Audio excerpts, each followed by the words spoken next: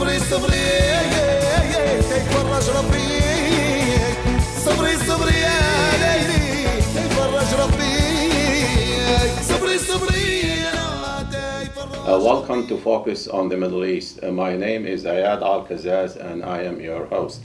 Today we have a very distinguished speaker, Solomon. He is here in Sacramento to celebrate the 30th anniversary of Sacramento chapter for Physicians for Social Responsibility, and he was the main speaker.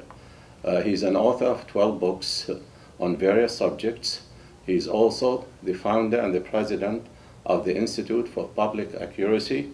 He's an activist and a very progressive thinker. Welcome to the show. Thanks a lot. Can you tell us a little bit about your background?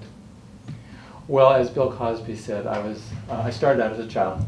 But no, seriously, I was born in 1951. I spent most of my childhood around Washington, D.C., and gradually, as a teenager, got drawn into various political activities, the civil rights movement, the anti-war movement, and as the saying goes, one thing led to another.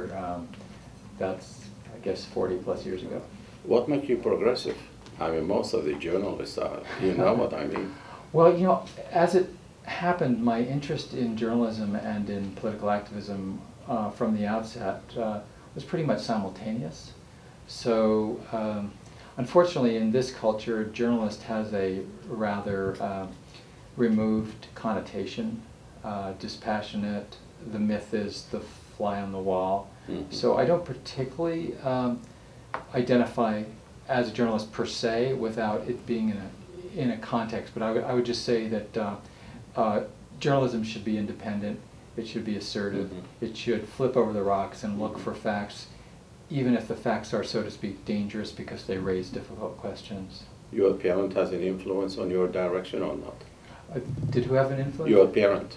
Yeah, I think they did. My parents were growing up in the 1930s. They went into college in the mid-late 90s. Yeah, definitely Depression era, and were progressive thinkers. I would say the sort of liberal wing of the Democratic Party was what they identified with.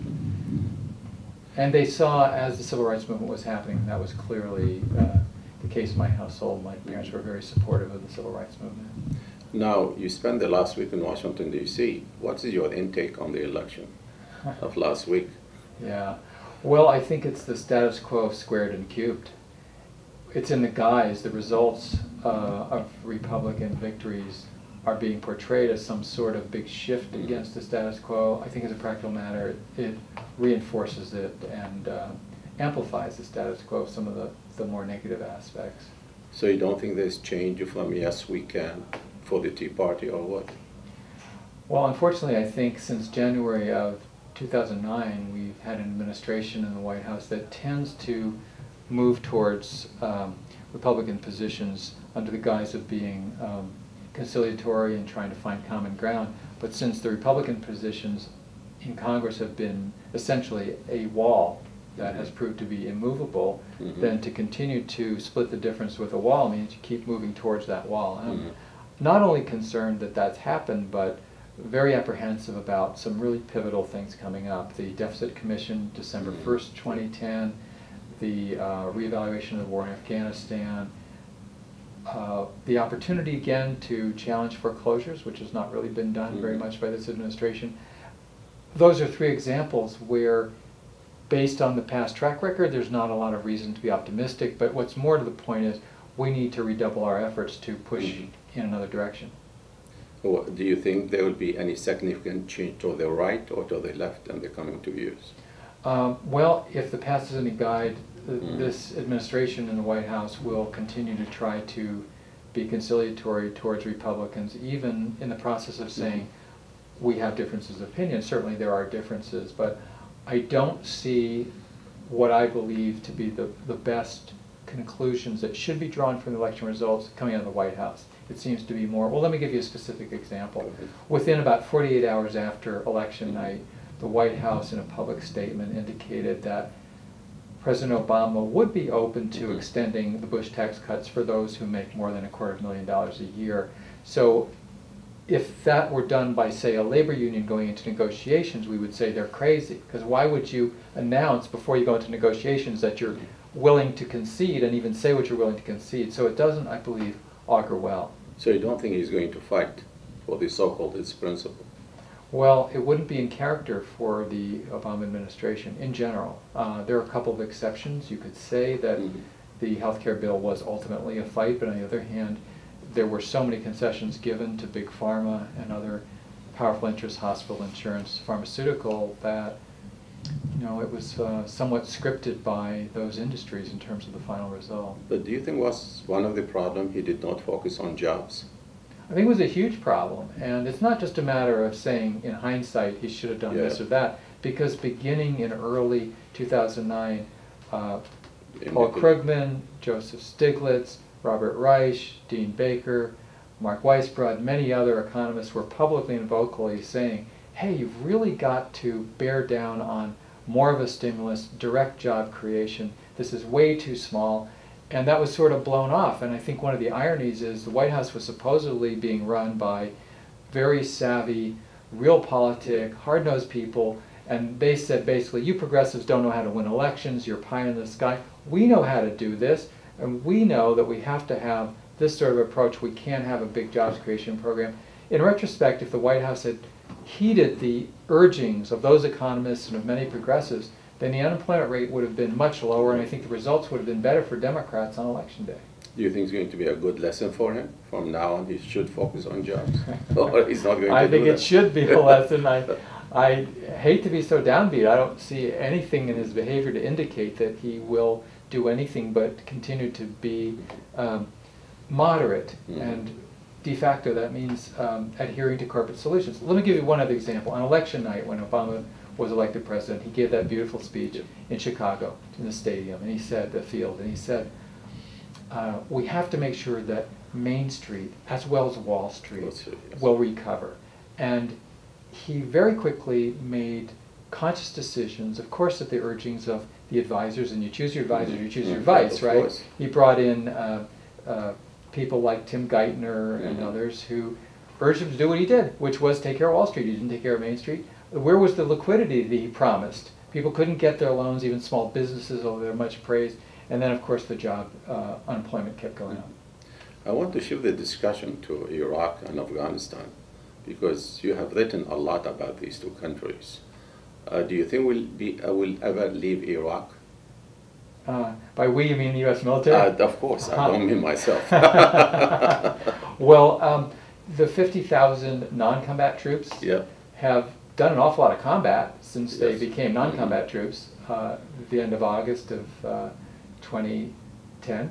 And one of the disturbing things was in his sort of triumphalist announcement, when Obama seemed to retroactively sanctify the wisdom and valor of the entire enterprise in Iraq by the U.S. military, he openly said as president, and one of the good things about pulling out more troops out of Iraq is it gives us more capacity to intervene in Afghanistan, which is just making explicit what I think has been implicit. But my belief is that there will be a lot of U.S. troops in Iraq for a long time, and unfortunately even a larger number in Afghanistan.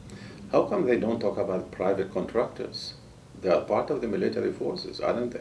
Yeah, it's I mean, rarely talked about. I mean, that number of 100,000 in Afghanistan, it's really more than double if you include the non-uniformed. And I sort of think of, in Vietnam, there really was not anything parallel to that. Yeah, but in Iraq today, about 135,000 contractors, and nobody say a word about them. Yeah, so you're more up on that than I am, and that's a huge number. They are part of the armed forces. They are privatizing this operation, and they're giving it more and more. And these private contractors, beyond the radar, they are not accountable to anybody, and they can do whatever they want, and they get away with murder. Well, I think that there is the ambivalence of the government in power in both countries is reflective, where you've had this Maliki or Karzai in those countries. Periodically they say, oh, these contractors, they're accountable to no one, they should get out, and then they change their mind and so forth. As I understand it, Iraq, at least ostensibly now, they'll be subject to Iraqi law, but still in all, it's sort of a Wild West contractor, go out there, and there are many cases above and beyond the law, but it's sort of corporatization of war more directly even than the usual way. Do you think the war in Afghanistan winnable? By the U.S. and the NATO forces? Well, forces? Well, I don't think by any conventional definition. I think it's, I don't like to use the word quagmire because I think quagmire focuses on the predicament of the occupying forces, but I do think that it is a war effort that by any definition that would be openly embraced in Washington, it's not going to succeed, you know, and I think it's not just, well, it's a bad tactical predicament. I think that it's sort of the nature of when you occupy a country where you burned a lot of bridges and so many people really do not want you there. In the case of Afghanistan, it's an awfully long supply line. It's very expensive to go there too. You know, Robert Fisk was here in town about a month ago, and he said specifically the war in Afghanistan is not winnable. And he cited 4 reasons. One of them is the geography of the country. 2, the nature of Afghanistan's society, tribalism and lordship, etc. And 3rd, the history of Afghanistan of resisting invaders, including the British, including the Russian, and many others. And 4th, he said, our intention to go to Afghanistan is not necessarily Bin Laden. He said, Afghanistan has so many minerals, including gas, including oil, including gold, including uranium.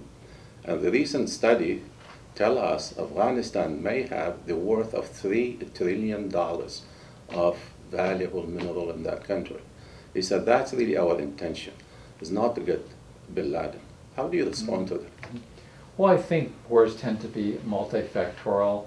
For instance, Iraq, I think if there had been no oil in Iraq and the biggest export was cucumbers, there probably wouldn't have been a U.S. invasion in the first place. In terms of Afghanistan, I think that general mineral wealth has been understood to be there for a very long time. However, there's been this new information that you cite and so forth. We know in the 1980s, Unocal, the oil company, had its eye on a pipeline from the Central Asian republics down to Karachi or whatever, and so that was, it's been painstakingly documented in, for instance, Steve Cole's book, Ghost Wars, or Ahmed Rashid's Taliban book. And so I think that's, you know, that documented history has been very intense interest, but it's such a war-torn country that it's hard to believe that in the near term there's a plausible sort of scenario for a pipeline. As it happens, I just heard a speech today by a diplomat from the Afghan government who spoke at a UC Berkeley conference called Rebuilding Afghanistan, and he was touting with a PowerPoint presentation the minerals there. Let me amend that. He spoke, but also there was actually a California State University official who is of Afghan abstraction, descent, and he gave an actual PowerPoint. There were sort of overlapping presentations. But my point is that was being touted as a very positive scenario for development, that, hey, you can have all of these, there's gold, as you said, there's oil, there's natural gas, there's this and that. There's minerals I can't even pronounce, I've barely heard of, but apparently very valuable. And it reminded me of a moment I had in December of 2002 in Baghdad, and it was a terrible police state under Saddam.